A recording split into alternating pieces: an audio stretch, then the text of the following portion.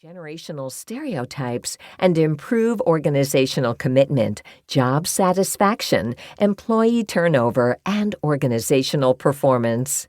In our book, Gentelligence, we lay out our framework for moving colleagues away from generational conflict and toward a productive embrace of one another's differences. There are 4 practices involved. The first 2, identify your assumptions and adjust your lens, help overcome false stereotypes.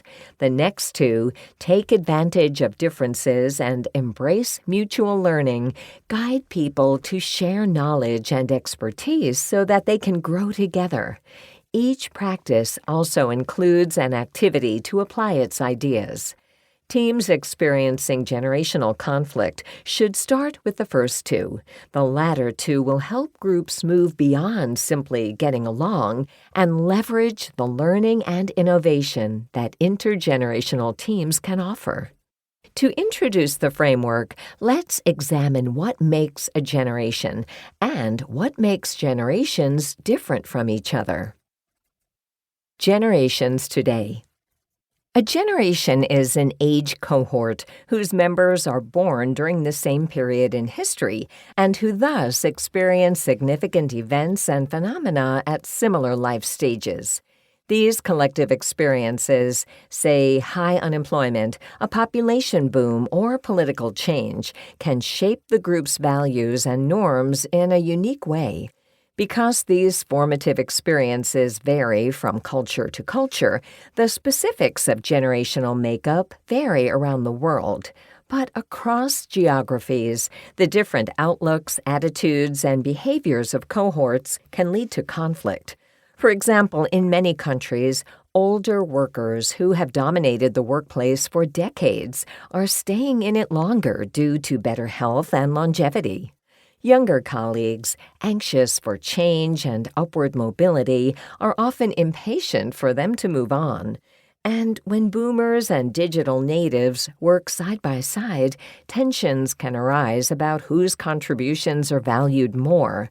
If the client database that an older employee developed is replaced by automated software suggested by a younger associate, the older employee may feel that their contribution is being minimized.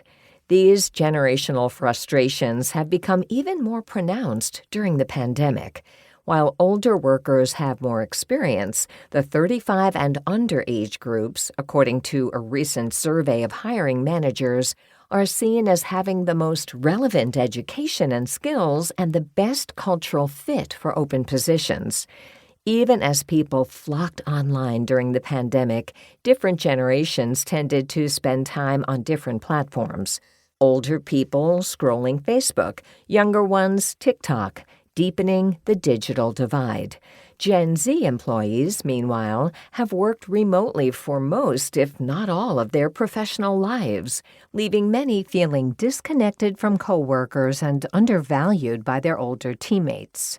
And older generations have adjusted to working from home better than expected, finding the flexibility energizing after a lifetime of long hours at the office.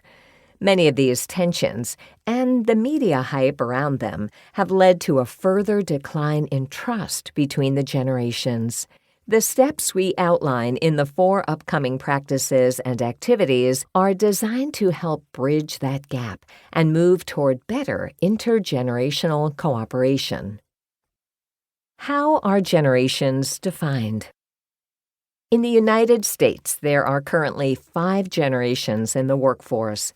The silent generation, typically considered to have been born 1928 to 1945. Baby boomers, 1946 to 1964.